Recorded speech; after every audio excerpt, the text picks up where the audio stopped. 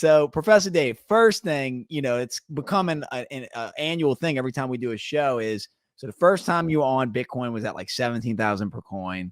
Then the next time you were on, it was at like 30,000 per coin. Now I believe we hit 37,000 per coin. Has the narrative in Professor Dave's head changed any over Bitcoin, or is it still the same? Has the narrative changed? I spent some time with Lynn Alden. Ooh. And someone like her could probably have the most impact on my thinking. Her book's coming out. I'm waiting for audio. I think I'm going to pound through that. She's one of the best. Right, like genius best. Mm-hmm. And as I've said to so many people, I think that you guys are going to have to do battle with the state, capital S, and I don't know who can win that. And I know that the Bitcoin guys say, well, you can't touch me because I got Bitcoin. If they say, look, you're going to go to prison if you use it, right? January 6th, there's a good message. Oh, you can't touch me, free speech. Well, 22 years in prison, that's pretty good. So the long arm of the state, when it gets rough, they'll beat you senseless. So at some point, you guys, I think you're going to have to do battle with them. And I'm trying to figure out who's going to win that. And if I figure that out, then that'll lock me into a firm stance. We hope to have you on our side, Professor Dave. You always. Well, you should, because if I join your side, it means I came to the same conclusion. But it's not about the price. Everyone always says, "What price?" I go, "It's not about the price." You told me that last time. That does actually make a lot of sense. I believe you said that, when you're into an asset, it's not about the price, and you like to go essentially all into the asset. Is that correct? Well, it's like, I'm not buying $10,000 life insurance policies, right? They don't make sense. So people say, why not just get 1%? I go, because it won't change my life, period. Now, one of the things that would lean me towards it, and my worldview is shifting in this direction, is a sense of really sort of societal upheaval, serious societal upheavals, which seem to be growing in terms of risk. And so actually one of the things Lynn said, and I think she's probably used this a few times, about someone who, had to escape with their lives, and they came across the border and got to safety and had their keys, right? And I've never really thought we were at risk.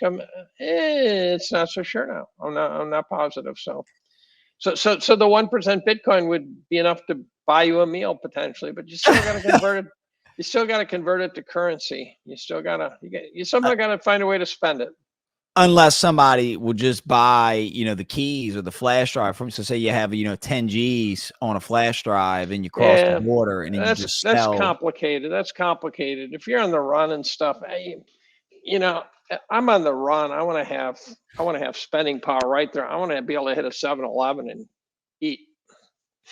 Yeah, I hope I'm never in that situation, Professor Dave. Well, that would get me thinking now. If I'm a Jew in 1936 and I'm eyeballing what's going on in the country, and there was Bitcoin, I'd be going, now I understand. Worth a shot. Yeah, worth a shot, but Professor Dave, so when we posted this video on Twitter, we did have a couple questions come in. I mean, I forget the guy's name that posted it, but one of them is, what are some of your favorite stories from the chemistry world? Animation mechanism saga. I don't really know what that is. I didn't either. I saw that. I from the chemistry world. Guess maybe from your class he's talking about. I guess so. I get gag orders put on me fairly regularly, where someone will try to tell me, oh, you should stay on target and not go off the script. And I go, yeah, okay, whatever, but I can't. My stories all have purpose. I mean, they're very rarely just random utterances. Usually there's some sort of message in it. And sometimes it's a moral message. Sometimes, I don't talk about Trump versus Biden or anything like that, but I do have message in my stories. And I think sometimes they fly over the heads of the kids because they don't understand. So I've got one kid who listens to me, comes to my office occasionally, says you're too dark, says you're too pessimistic. And the problem is that this is exactly what you would say if you grew up in the tail end of the bounty, and you had no historical reference to say, okay, so whether it's Fourth Turning or Ray Dalio's book is pretty good, actually. I'm not a Dalio acolyte, but his book's pretty good, actually. And he's kind of Fourth Turning econ flavor. So he goes through the various good events and bads, but he talks about it in the context of debt and things like that. But it's really sort of Strauss and Howe from a different angle. And he's got us sort of on the cusp of violence and mayhem and changes in power structures and things like that. So Ray's dark.